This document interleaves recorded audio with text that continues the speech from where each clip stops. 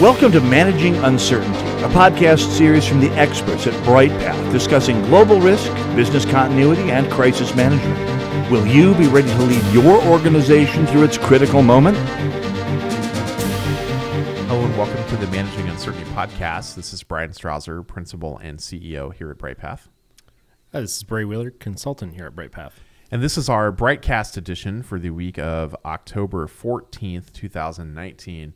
And I think the biggest story on the minds of most around the world when it comes to large disruptions that are impacting companies and the world, and that is what has gone on over the last several days in Syria following President Trump's decision to remove the United States from at least northern Syria, although now he's talking about a broader pullout of the country. The details of that remain to be seen. But Bray, what's happened in Syria over the last couple of days?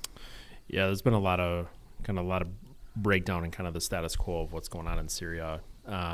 Turkey has moved into the northern border and shaken up quite a bit of the stability in that region. Syria has also reasserted itself also in that area. So there's the potential for kind of a Turkey-Syria confrontation somewhere in there.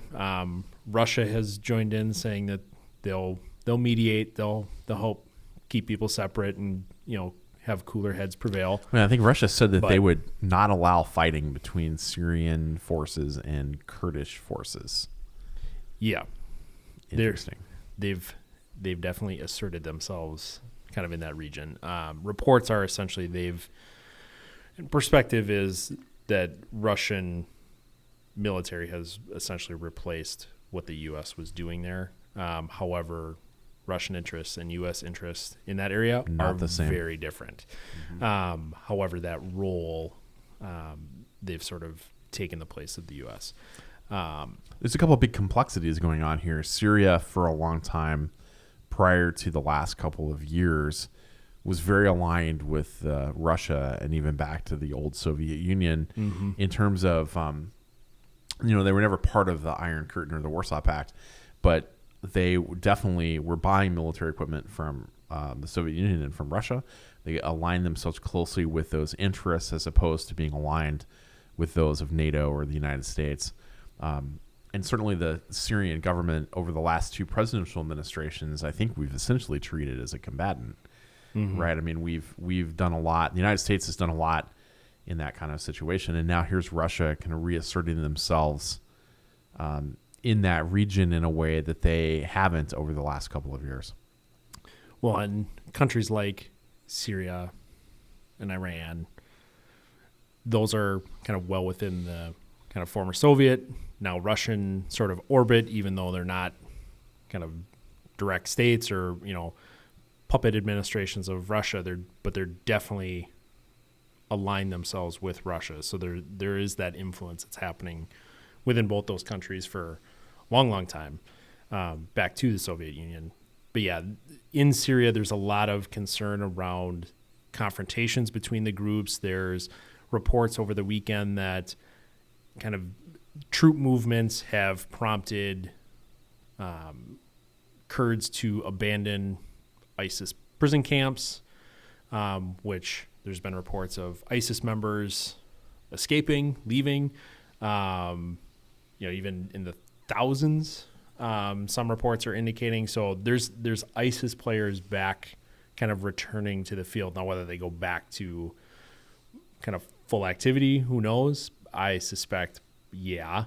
But a lot of their families have moved into the area to kind of stay outside kind of where they're being detained. And now those families are being forced to flee and things like that as these forces are coming in. So there's just a lot of instability, especially in northern Syria right now, with all the stuff kind of playing out and kind of the worst fears of what people were saying kind of being realized, at least reportedly, with ISIS being free and Kurdish forces being kind of decimated.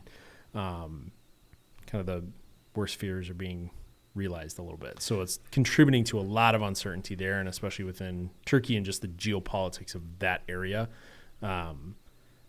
is real hot right now. Well, I think that's the big question here in terms of at least what we're focused on in our podcast, and that is, what does this mean for broader geopolitical instability in the Middle East? What does this mean in terms of allowing ISIS a new safe haven or a new potential to reconstitute themselves? Certainly, they've taken it in the shorts hard over the last few years, going back to the Obama administration's involvement in dealing with them in Syria. But I think this, there's the potential for continued disruption and the growth of ISIS, the reconstitution of ISIS as a terrorism organization. It's going to have to be carefully monitored, and that will have impacts on both the broader geopolitical stability of the Middle East, but also for companies operating in that area, what that means in terms of business operations in Israel, Qatar, Saudi, Kuwait, and other nearby countries. Well, even into Europe, and other Western countries where these folks may be returning or recently freed, that they've been off the radar. There's just a lot of uncertainty with kind of these developments. We kind of got to a status quo kind of with the ISIS and the terror front a little bit that, things felt somewhat under control for the moment. Now, the kind of the 8 ball's been shaken up on that. Mm-hmm. What's next? Next, Brexit discussions are happening this kind of early this week, at least. We'll see how the rest of the week plays out between the UK and the European Union. So they're having more formal discussions around what that looks like, particularly kind of around the legal documentation of the different moves. The deal. And there was the deadline from the EU, I believe it's today. This evening. Yeah, we're recording this on Tuesday the 15th. You'll hear this on Wednesday the 16th, but the deadline, I believe, from the EU for a negotiated exit is today. And in the Queen's speech, which she gave, was it yesterday? Kind of reaffirmed which... and to be clear, the Queen's speech is written by the government. Right. She doesn't have any say in it. So she's kind of the mouthpiece a little bit for kind of reciting that based on tradition. They held the kind of government's position in the Queen's speech was they held firm to, hey, we're leaving the EU on October 31st, 2019, which doesn't give a whole lot of wiggle room in terms of negotiations and some of the other political developments that have been happening in the UK in terms of trying to kind of negotiate or reach a deal. It's another kind of move by Johnson to kind of assert that I don't really care what happens. We're leaving on October 31st. However that works, right? We're leaving. Yeah, there's a couple challenges going on there too. I mean, despite there's the issue of Johnson has not been able to hold his. I started to say caucus, but that's not the right term. He hasn't been able to hold his members together in his current coalition. His own party has voted against him on a number of these things. He lost the first 3 votes that he brought to the floor of the House of Commons. There's also the issue of, the EU is pretty much done with negotiation, although there seems to be some positivity in the communication we're seeing today. So maybe there will be a deal of some type that allows for this. The other complication for Johnson is they're headed for a general election. He said he wants a general election. There's some point they're going to call one here, or they're going to hit the statutory limit on the number of years the parliament can be in session without an election. That will have a play on what happens with Brexit. So it'll be interesting to see how this plays out. The continued, I won't say it's instability because I don't think it's that the government is not stable. Maybe the current ruling coalition is unstable, but there's a lot of uncertainty in the UK about what all of this means.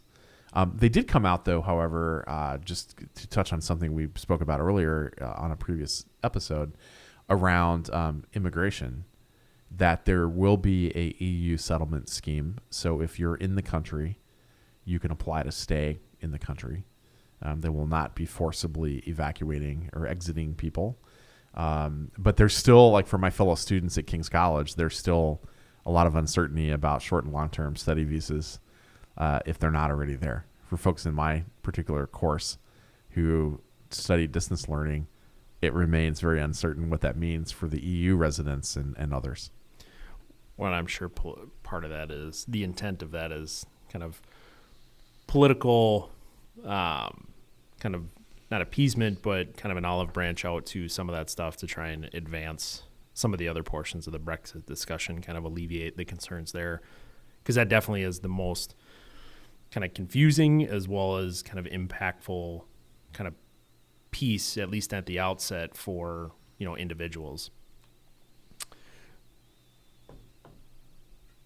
So last item we have, we just want to kind of take some time to just kind of talk around the Trump rally that was held here locally in Minneapolis over the past week, late last week, and not necessarily to go into the kind of politics and those pieces of it. We are staying out of the politics of this issue. We are walking away from that, but just wanted to talk about, just from a pure kind of political rally, kind of protest standpoint, kind of the impact and the things that companies were doing here, at least locally, to kind of mitigate some of the disruption to their operations, as well as just safety and kind of general preparedness that they had. And I think to set the stage for this, the rally was held at Target Center, which is a basketball arena that seats about 20,000 folks. It is right in the middle of downtown Minneapolis.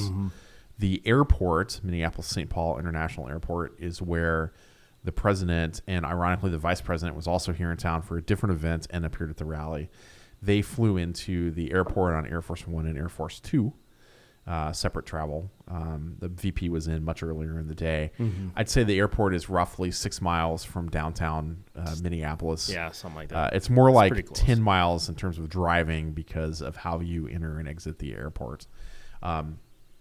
And so what we saw with the rally and the events surrounding the rally is that the Twin Cities are very much a blue part of the state. So there was a significant amount of protesters who were protesting the president's appearance. And then there was about 20,000 plus rally attendees is what I believe is what's been communicated. Yeah. I would say there was roughly an equivalent number of protesters, but I never saw an official count. I haven't either. Of that. And the police established, there was obviously a perimeter around Target Center, and there were streets that were blocked off to allow the motorcade unimpeded access in and out of the facility.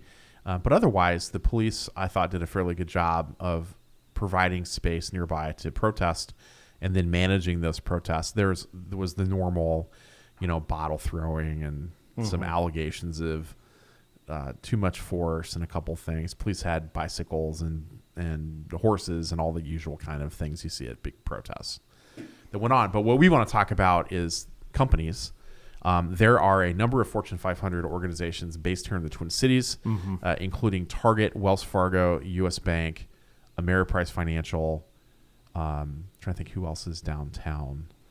But there's a lot of Fortune 500 companies, Excel Energy, and others that are downtown, and they're all in the Central Business District, which is where where Target Center is and where the protests were. So, Bray, what did we hear from some of our clients that were in the downtown area? Yeah, kind of the main pieces that we were kind of hearing from clients was really the option to have folks work from home. There was a lot of kind of indications of don't come in if you don't have to, particularly on rally day, which I believe was Thursday. Don't come in, stay home, work remotely, leave early, avoid kind of that portion of this kind of the city, the downtown area,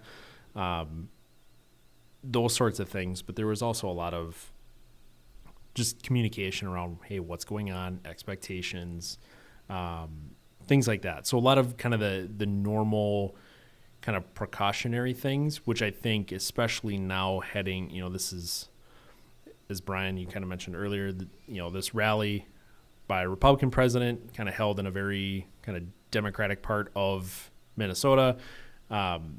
There's a little bit more of those confrontations and things like that were being played out here, at least, locally in the news. But I think heading into, we're now heading really into being 13 months out, the 2020 election season, these sorts of things are going to happen more frequently over the next 13 months, just based on the nature of the politics of the country and what normally happens with these things. And then probably given a little bit more of, there's some heightened passions on either side, that these potential for more of a disruptive kind of environment to take place, especially in downtown areas, especially in, these kind of high traffic spots. And I think thinking about that in 2020 and those approaches to, hey, we're probably going to be seeing these in a lot of these areas, certainly at the convention locations, things like that, which, is a whole different level of disruption. But just for these rallies and things like that, companies really need to start kind of thinking about what they want their approach to be in terms of maintaining operations, but also just keeping people safe, minimizing kind of the disruption and the noise that happens with some of that stuff. We've encouraged clients for a while, and I think we've even recorded some podcast episodes on this about major events and protests and things like that. We really encourage companies to think about, as an ongoing process, what's normal look like in terms of physical security procedures. What does a heightened set of security, kind of like your orange, what does that look like in terms of how you physically protect your building? And what does red look like? Like, what does it look like if you need to secure the place and only allow employees into the location? So what does that look like? And then you can start to think about, like, what triggers that increase in the threat level, and thus increases how you approach physical security of your structure. I think companies in Minneapolis have had a chance to practice this, so to speak, because we had the Super Bowl here in 2018, and a lot of companies had to do this. Like, in the run up to game day, they really kind of went to that orange stage and they secured their entrances, and they did some different things. They only allowed employees in the lobby and that kind of thing. And then on game day, which of course is Sunday, so a lot of them aren't open anyway, but they kind of went to red. Like, we're shut down. We're going to secure the facility. We're not going to have people working here, just to avoid all of the different issues and the target, so to speak, that the Super Bowl can be. So I think that's a good graduated way to think about this. So when you get to a presidential rally, and there's going to be protests, you can put your building on the orange level and say, this is how we're going to approach this, and then here's some additional things we might tweak for that particular situation. But I think there's so much potential anymore for companies to be the target of protests, or there to be other major events in a city that spelling this out in that way, and then the team is just used to, we're going to be at we're going to be at a heightened threat level, so we're at orange, so I know that these things are in place. Well, I think you raised a couple good points in terms of, for companies that aren't located here, within the Minneapolis area, think about those events that your city's held, over the last 10, 11 years, and what your company's done to kind of protect. Minneapolis has been fortunate, as you said, the Super Bowl here last year, as well as 2014 All-Star Game. We had the 2008 Republican Convention here. So there's been a lot of big moments here in Minneapolis that have allowed some of these corporations to kind of practice. So companies out in other cities, think about those moments and what you did, what worked, what didn't work. Go back and refresh yourself against those, because those things don't happen all the time. As well as, maybe some of the more minor protests, but really go back and kind of think and strategize about what you learned, what worked, what didn't work, what's changed in your organization since that moment. But yeah, it's definitely a kind of moment, especially now, just to kind of start thinking about what that looks like in your area and what you need to be prepared for. And some of your cities are just laid out differently. I mean, like, I think about Philadelphia, where the sports arenas are not downtown. They're out by the airport. They're isolated in the middle of big parking lots. These kind of events happening at one of those facilities doesn't really impact the way it does in a metro area, like doing a political convention in Boston, as I experienced in 2004, where the center where the Celtics and Bruins plays is right smack in the middle of the city in the financial district. Or here in Minneapolis, where all of the sports arenas, except for hockey, are in downtown Minneapolis, and the Minnesota Wild are right in downtown St. Paul. Actually, they're right by Ecolab's corporate headquarters. Speaking of the Fortune 50, so there's a lot of challenges around this in some cities. Well, and I think to your point, it's one of those things, and to your earlier point too, companies you have a large group of people potentially coming into your area for either a protest, supportive protest, counter protest, whatever the case is. But guess what? That's a large influx of people, and a lot of times they're coming from around the country or even locally, and you have a captive audience for your kind of issue set. Your company may be in the crosshairs of that group as well. Hey, we're actually here for this event, but guess what? We have 100 people that can show up on your doorstep to talk about the thing that we're kind of nagging you about. Now we can protest outside your door. So even in places like the Philadelphias or, New York or Kansas City or something like that, you have an influx of people. It's very easy for them to migrate early, after, during, to one of your locations. So keeping current on what your kind of issue set is for protest activity is also going to be beneficial kind of heading into the year to understand what other issues or opportunities may knock on your door for these protesters. So that's it for this edition of the Managing Uncertainty podcast. Tune in on Monday when we'll have a new episode focused on an interesting topic: business continuity, crisis management, and global risk. Hope to see you then. Thanks for listening to this episode of Managing Uncertainty, produced by the experts at Bryghtpath. To receive notifications of new episodes, join our newsletter at bryghtpath.com or subscribe through your favorite podcast player, such as iTunes or Google Play. Learn more about the services and trusted advice from Bryghtpath by visiting bryghtpath.com. That's BryghtPath.com.